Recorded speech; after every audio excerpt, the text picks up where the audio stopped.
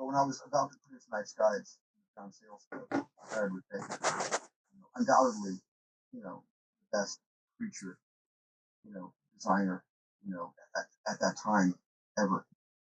And I mean, to this day, Rick Baker and I continue to work together and do films together. Genius.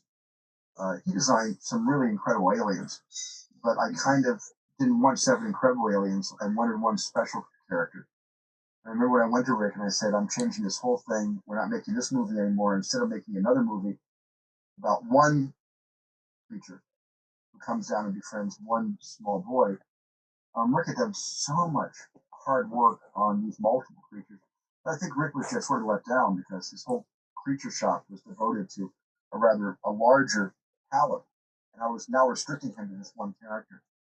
And Rick was disappointed that we weren't going the whole route, and I think Rick and I decided together that this wasn't perhaps a film that we should do together because this was not what Rick expected to do. He was hoping to do something much different.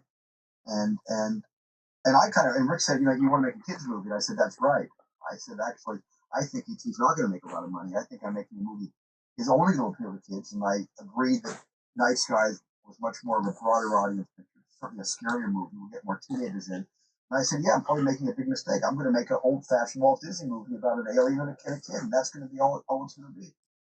And so I think we had an understanding. We separated, and I went off to try to find a designer for my single creature. And I first went to Stan Winston, who did a kind of really interesting design. I had one concept for E.T. that was pretty consistent with all the designers, and that is I didn't want anybody to think that E.T. was anything other than an actual extraterrestrial. Therefore, it couldn't look like it was somebody in a suit. And I wanted him to be only 3 feet tall. So I said, I need him to have such a small neck, and I want the neck to telescope like a turtle coming out of a shell.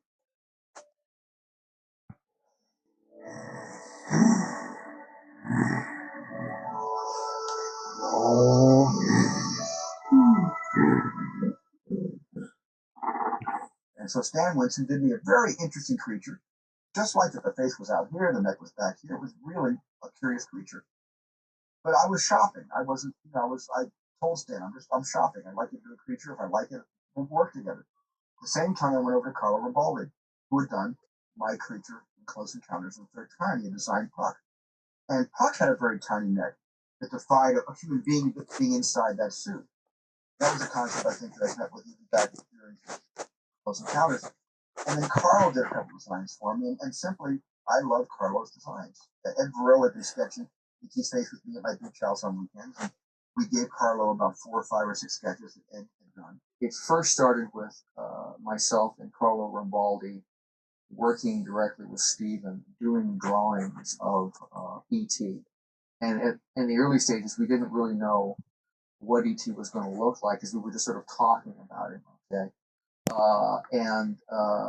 I think that we actually, at some point fairly early on, had set down some ground rules.